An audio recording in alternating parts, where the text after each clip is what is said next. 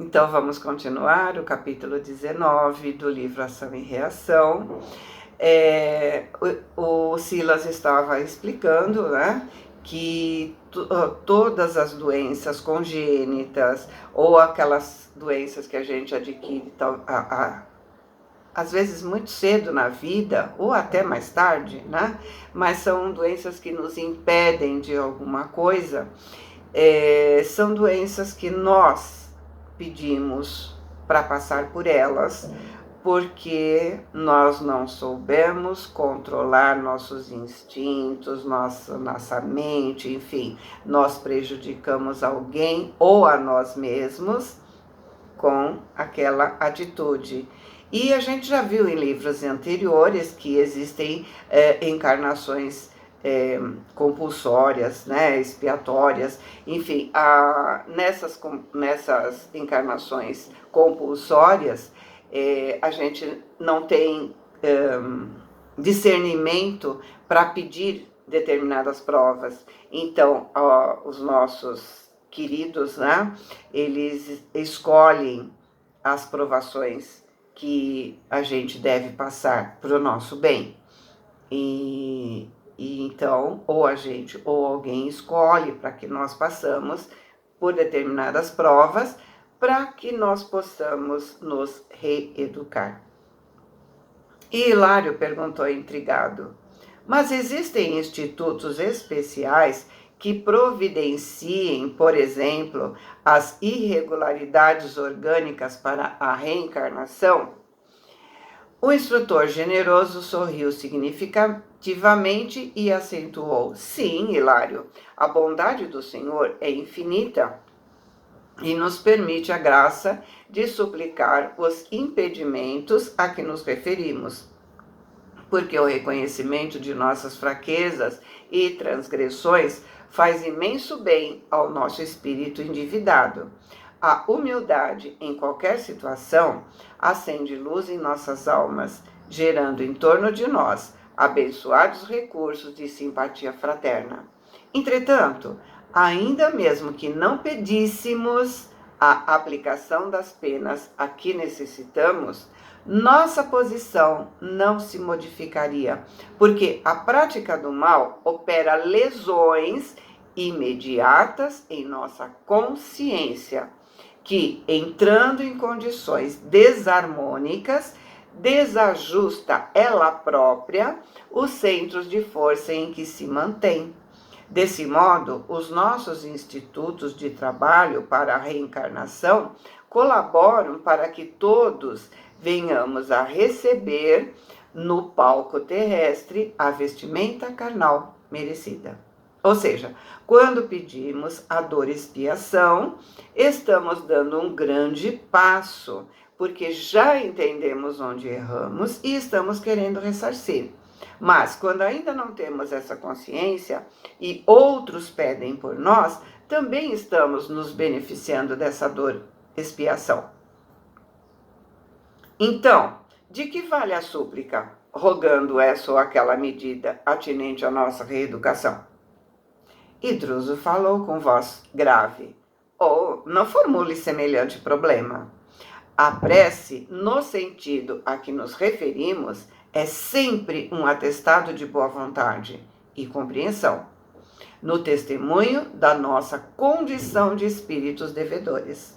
Sem dúvida, não poderá modificar o curso das leis, diante das quais nos fazemos réus sujeitos a penas múltiplas, mas renova o nosso modo de ser, valendo não só como abençoada plantação de solidariedade em nosso benefício, mas também como vacina contra a reincidência no mal.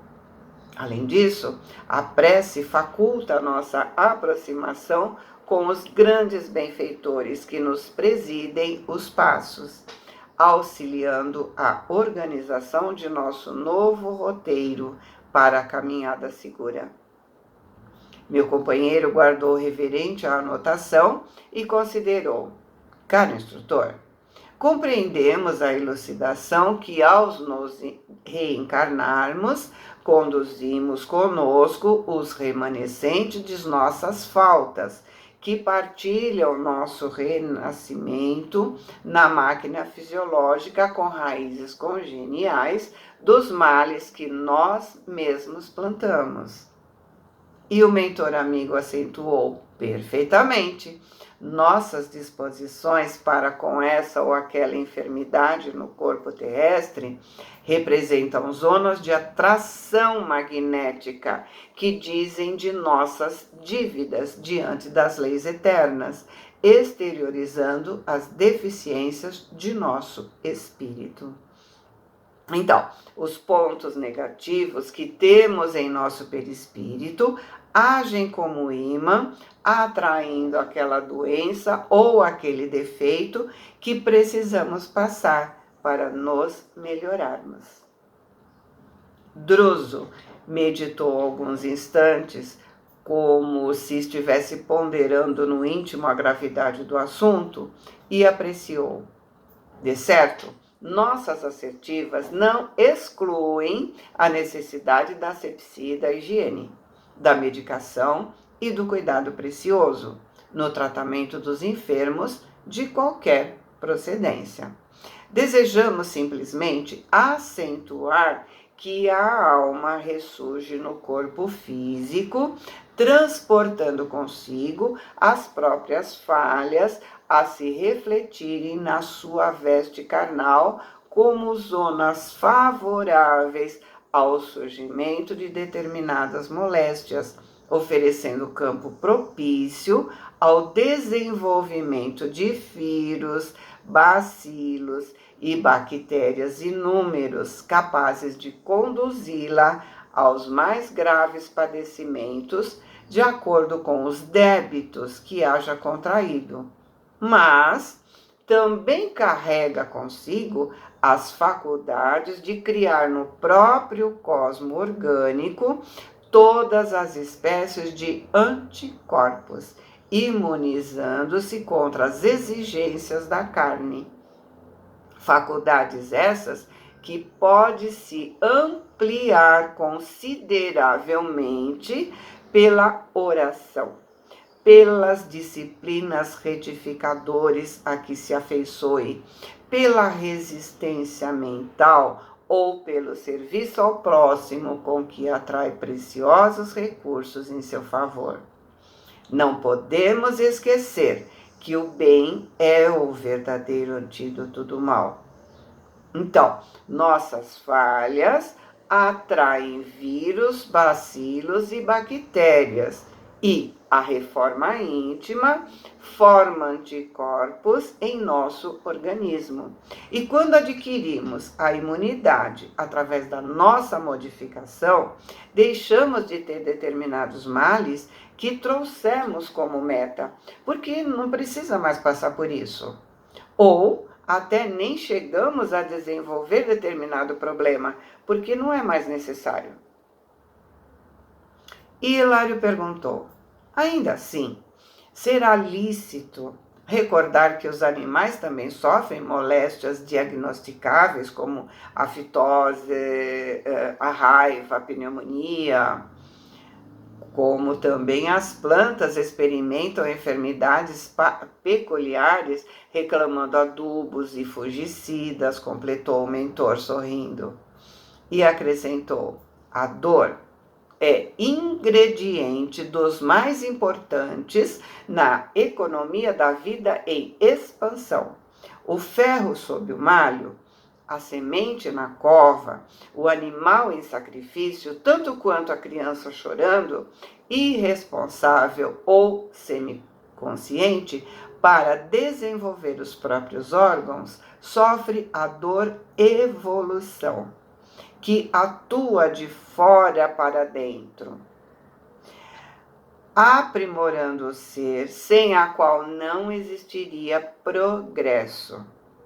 Porém, em nosso estudo, analisamos a dor expiação, que vem de dentro para fora, marcando a criatura no caminho dos séculos, detendo-a em complicados labirintos de aflição, para regenerá-la perante a justiça. É muito diferente. E Hilário exclamou: curioso, não havia pensado ainda em semelhantes conceitos. Dor evolução, dor expiação. E Druso atalhou benevolente: como temos ainda a dor auxílio. Como assim? E percebendo a surpresa que se nos estampava no rosto, o orientador acrescentou: em muitas ocasiões, no andamento da luta humana, nossa alma adquire compromissos vultuosos neste ou naquele sentido. Habitualmente, conseguimos vantagens em determinados setores da experiência, perdendo em outros. Às vezes, nos interessamos vivamente pela sublimação do próximo, esquecendo a melhoria de nós mesmos. É assim que, pela intercessão de amigos devotados à nossa felicidade e à nossa vitória, recebemos a bênção de prolongadas e dolorosas enfermidades no corpo físico, seja para evitar nossa queda no abismo da criminalidade, seja mais frequentemente para o serviço preparatório da desencarnação, a fim de que não sejamos colhidos por surpresas arrasadoras na transição da morte. O infarto, a trombose, a hemiplegia, ou seja, a paralisia parcial, o câncer penosamente suportado, a senilidade prematura e outras calamidades da vida orgânica constituem, por vezes, dores auxílio, para que a alma se recupere de certos enganos em que haja incorrido na existência do corpo denso, habilitando-se através de longas reflexões e benéficas disciplinas para o ingresso respeitável na vida espiritual. Eu lembro do meu pai, ele teve um grande AVC e ele queria voltar a fazer o que ele fazia antes. E a gente não permitia, porque seria perigoso para ele. E um dia, ele conversando com o médico, ele falou que ele queria fazer as coisas e nós não o deixávamos fazer. E o médico disse: agradeça a Deus a segunda chance que o Senhor está recebendo e aproveite essa chance. Faça outras coisas que o Senhor tem condições de fazer e talvez nunca tenha feito. E a partir daí ele passou a ajudar as pessoas, ouvindo suas dores, aconselhando, sendo um ombro amigo. Enfim, ele aproveitou essa dor auxílio em seu favor. Devemos entender a doença em nosso favor, quando aceitamos e a vivemos com resignação, porque a doença, no caso, purga nosso corpo e podemos assim voltar com o perispírito limpo para o lado de lá. Caso contrário, levaremos no perispírito mais uma mancha. No entanto, a essa altura, Druso,